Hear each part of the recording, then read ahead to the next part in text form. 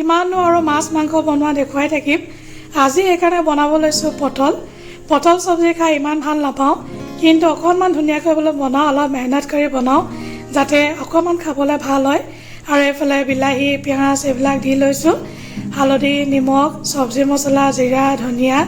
এইবিলাক দি লৈছোঁ ধুনীয়াকৈ মানে মাংস যেনেকৈ বনাওঁ মই বোলো আজি চব্জিও তেনেকৈ বনাম তাতে পটলৰ চব্জি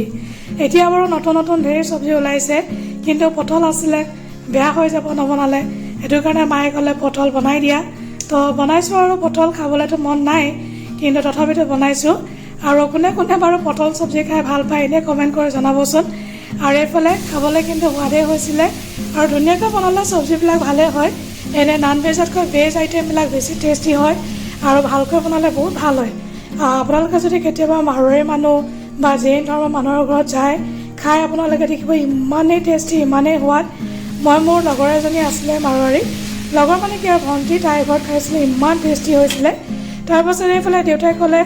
দুটামান সৰু মাছ লৈ লৈছোঁ সেইকেইটা অকণমান অকল ফ্ৰাই কৰি দিব ক'লে বোলে নালাগে একো জোল চোল বনাবৰ কাৰণে আৰু এইফালে ফ্ৰাই কৰি দিছোঁ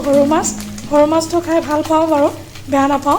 আৰু ভিডিঅ'টো চাই যদি ভাল পায় এটা লাইক কৰি দিব শ্বেয়াৰ কৰিব নাপাহৰিব মোৰ প্ৰফাইলটো ফ'ল' কৰি দিব আজিলৈ আহোঁ বাই